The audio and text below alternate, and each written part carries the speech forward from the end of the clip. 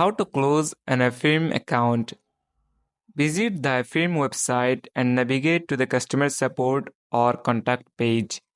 Look for a customer support phone number or email address. When you contact Affirm, be prepared to provide the necessary information to verify your identity. These may include personal details and information associated with your Affirm account. Clearly state that you would like to close your Affirm account and provide a reason if required. Affirm's customer support will guide you through the process of closing your account. They may provide specific instructions or additional information they need from you. Once the process is complete, ask for confirmation that your account has been closed. That's it. Thanks for watching the video.